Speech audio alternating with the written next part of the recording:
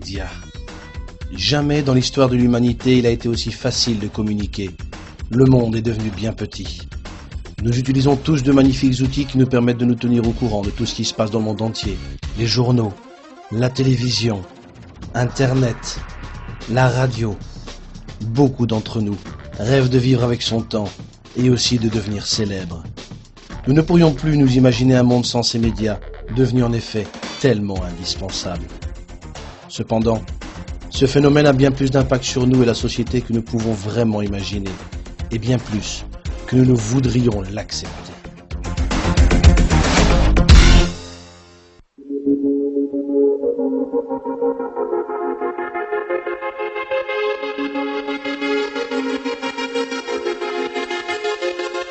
Le paysage audiovisuel ne peut exister que s'il apporte un message, un amusement, ou s'il a un rôle éducatif.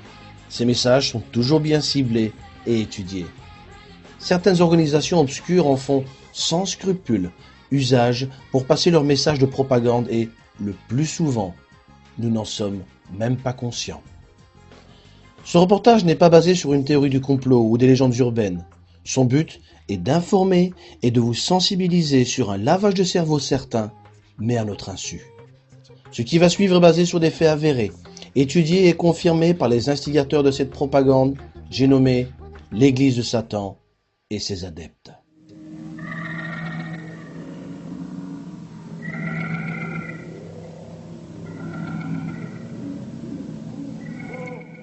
La séquence que vous voyez maintenant est extraite du film de propagande The Speak of the Devil, produit par Anton LaVey, fondateur de l'Église de Satan, et que vous voyez ici en maître de cérémonie. Ce que vous avez vu n'est pas une mise en scène, ceci est bien réel. Vous pouvez vous-même constater que les participants brandissent ce symbole de la main si particulier qui en fait appartient à ce cadre du rituel satanique.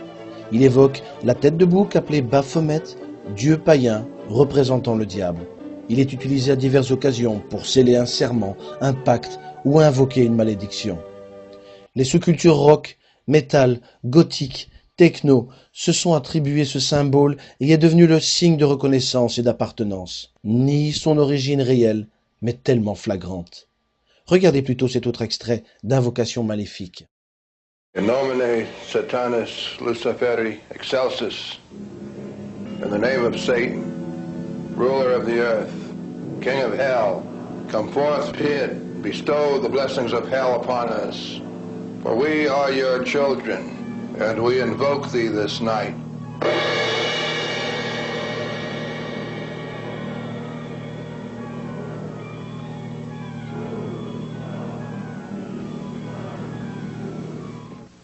We are superior, and we are superior not by ethnic means, but by the superior force of the will, the imagination, the creativity, and the very essence of resourcefulness and survival that is the heart and the very soul of the Satanist. Be with us tonight. Place us in a position of sovereignty that we might look down upon our inferiors and cast their kin into the morass of mediocrity where they belong. To a return of understanding, of vengeance, an understanding of sensuality, an understanding of love, and an understanding of triumph.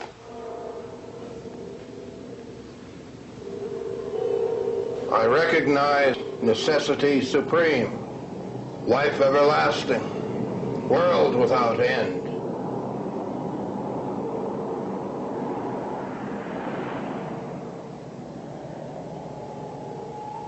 So it is done.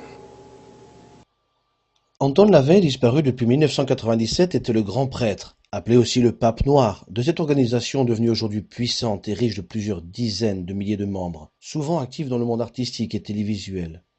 Vous avez observé ses gestes et mouvements avec sa cape lors de ses vociférations? Maintenant, regardez bien ce qui se passe.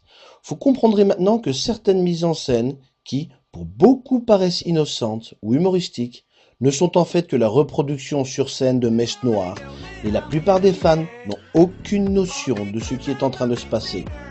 Ils ne font qu'imiter et se laissent emporter par l'euphorie de la foule et du prêcheur des ténèbres qui les font tout simplement assister à une mèche noire. Voyez plutôt comment se déroule un rite satanique dirigé par l'un des plus grands prêtres lucifériens, Marilyn Manson. L'incitation à la haine contre le christianisme et l'autorité est alors approuvée par la foule alors possédée et en délire, et approuvera les diverses vociférations et malédictions lancées par ce prêtre. No longer be oppressed by the fascism of Christianity. You will no longer be oppressed by the police state mentality.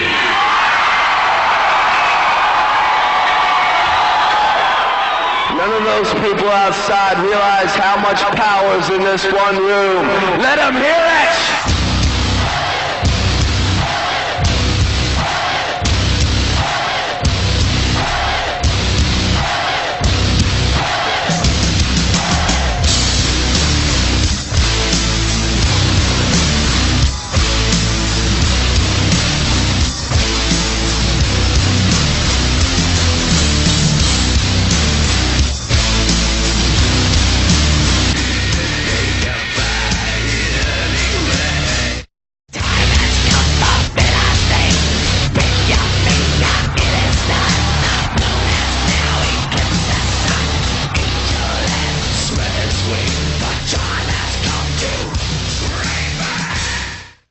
Anton LaVey était un artiste, un acteur, un compositeur.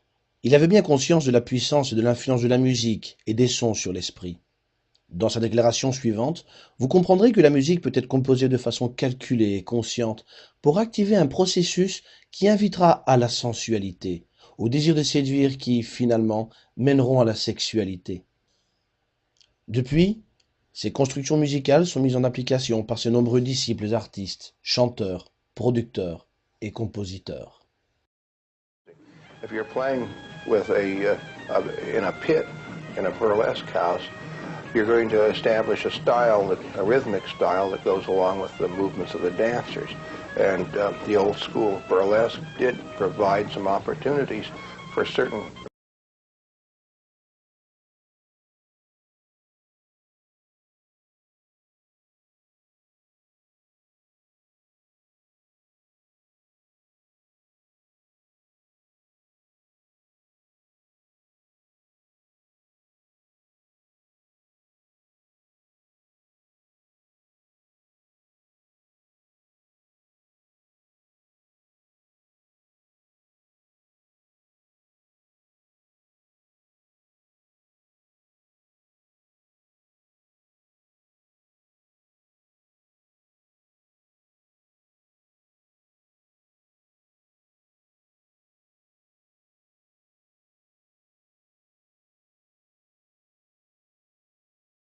in that manner. And the theory is that the louder, the faster you play, and the more frenetic the music is, the better it is. And in those days, it was sort of like sex. Sometimes the slower, the more ponderous, the more drawn out, or more emotionally charged it was not necessarily faster and louder. It was, as Mae West used to say, like a man who takes his time. And burlesque dancers, especially doing exotic routines, really built the pressure up, not by a fast, frenetic, linear drumming, but actually by creating a mood that was almost a reflection of the kundalini, or the sex urge in everyone, the build-up and the climax.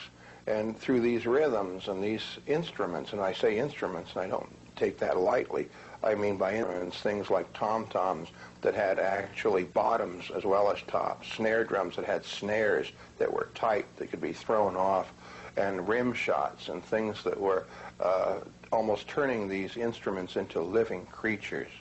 that almost amplified or resonated the dancer's movements. I could sort of become as one with the dancer and the drummer and the sax man or the trumpet man or whatever, and work in a sort of almost orgiastic ensemble.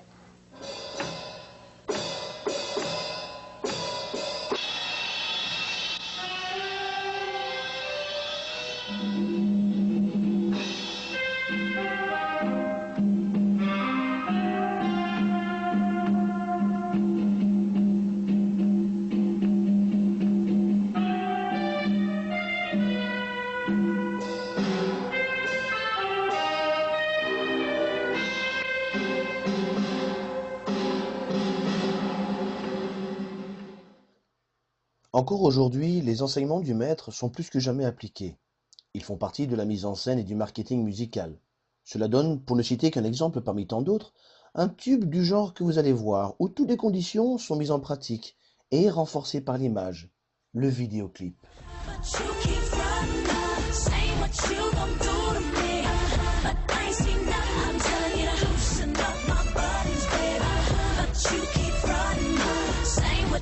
La suggestion sexuelle n'est pas la seule pratique de cette philosophie. La mort, le suicide et le non-respect de son propre corps fait aussi partie de la vision sectaire de cette culture. Ce sont des sujets de plus en plus fréquents dans certaines chansons. Parfois même, certaines encouragent le suicide. Ainsi, nous pouvons parler d'une certaine forme d'endoctrinement, telle une secte le fait pour ses adeptes. Quelle était la philosophie d'Anton LaVey au sujet de la mort? Écoutez cet extrait. I realized that death is certainly not a flattering thing. And it made me aware that it is really the only equalizer. I have a painting that shows a little frog looking at all of these skulls in a field. And some of them have crowns, some of them have Indian war bonnets, some of them have high silk hats. And the name of the painting is, the title of the painting is Equality. And to me, that's the closest thing we can come to equality. Nous sommes tous égaux face à la mort. Nous pouvons alors mieux comprendre pourquoi une certaine propagande de la mort, du suicide et de la mutilation font partie des thèmes principaux de beaucoup de genres musicaux et de films d'artistes qui vivent cette vision sinistre comme une philosophie de vie. I don't want people. I don't need people. I don't really like people. Et puis, Anton LaVey avait déjà observé la puissance de la télévision et qu'elle n'allait que s'affirmer. Il y a plus de 20 ans de cela, il avait fait une prophétie qui est en train de se réaliser. Television is actually much closer to the new religion, universal religion, than Christianity is. If the gods or the priests, the high priests of television, want to overnight, and it serves their purposes, they can or could eliminate Christianity as we know it. And the influence of television is certainly far, far greater than the influence of traditional Christianity.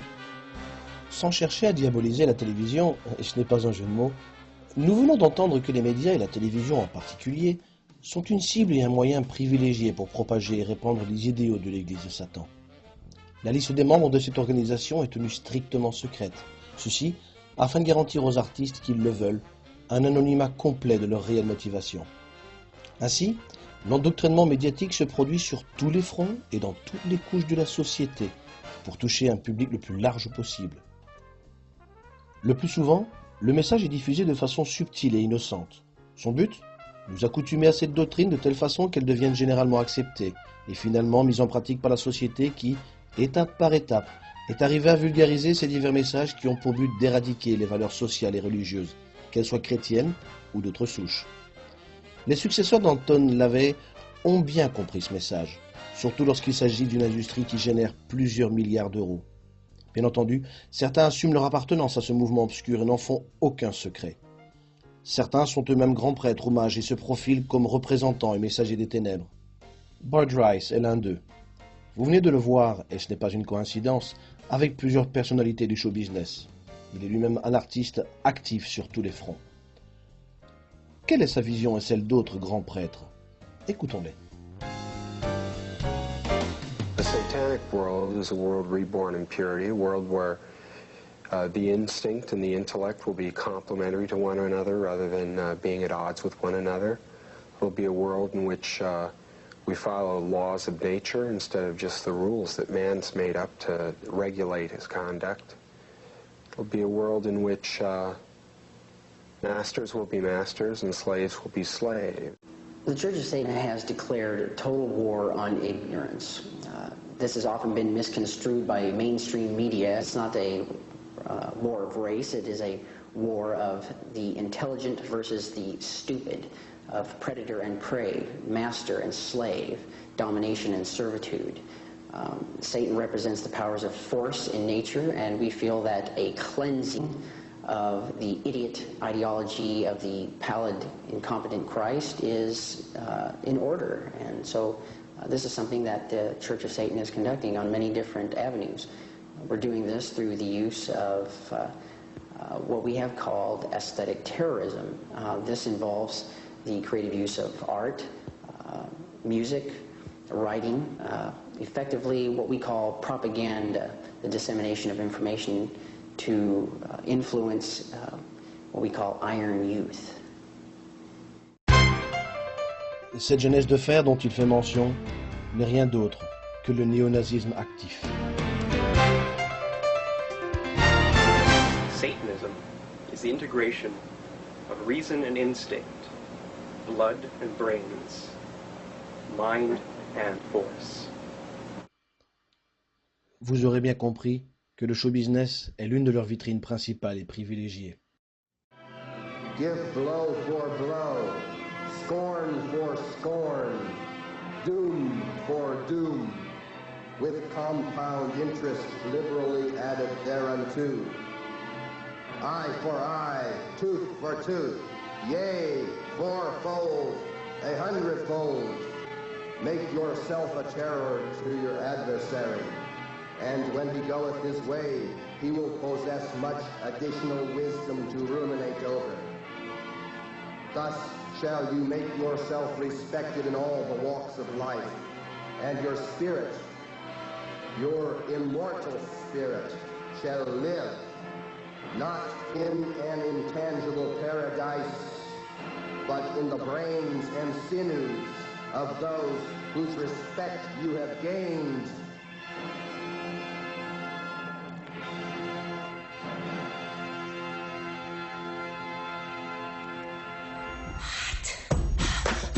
Listen up.